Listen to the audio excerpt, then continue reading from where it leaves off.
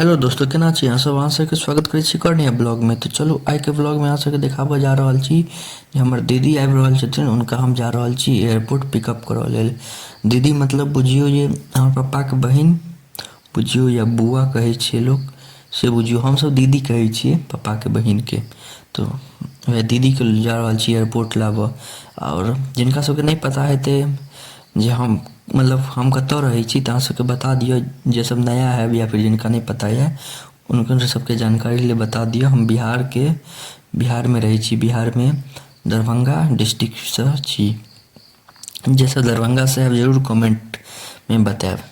तो दरभंगा एयरपोर्ट हम सब जा रहल छियै। तो देखियो, अहाँ सोचलहुँ हम सबके देखा दिअ जे केहन छै एयरपोर्ट। तो गाड़ी से जा रहल छी दीदी के लाबऽ।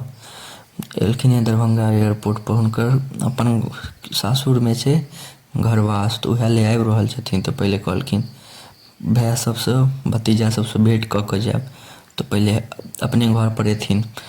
तो हुनके लाबऽ ले जा रहल छी गाड़ी से। तो देखियो रास्ता छै ये देखो, हमर सबके घर से बुझियो ना आधा घंटा के रास्ता छै बस। मेन शोभन बाईपास मेन हाईवे दऽ के जाइ छियै तो मैक्सिमम आधा घंटा लगे छै, बहुत छै।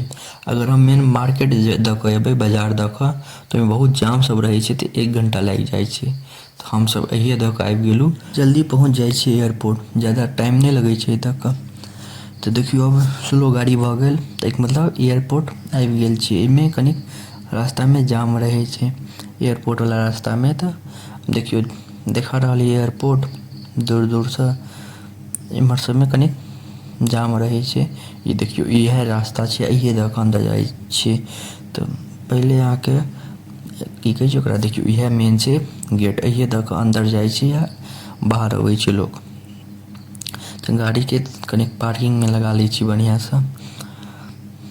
देखियो पार्किंग में लगा देलिए गाड़ी के। चलू अहाँ सबके देखाबऽ लऽ चलै छी अंदर। वह जे मेन रास्ता देखलू, उम्हर पहले पार्किंग में गाड़ी लगा देलिए। आब जा रहल छियै ओतऽ गेट पर वेट करबै। प्लेन एतै, ओ लैंड करतै, एक बाद दीदी एथिन। निकलहो में टाइम लगे छै अंदर से। देख रहल छियै कते भीड़ छै, सब रिसीव करऽ ले अपन अपन परिवार के रिसीव करऽ लेल एतऽ रुकल छै। खूब एतऽ गाड़ी सब लागल रहै छै, भीड़ लागल रहै छै। एतऽ हमरा वीडियो नहीं बनाबऽ दऽ रहल ये। तो मिलै छी अहाँ सबसे अगला ब्लॉग में। धन्यवाद।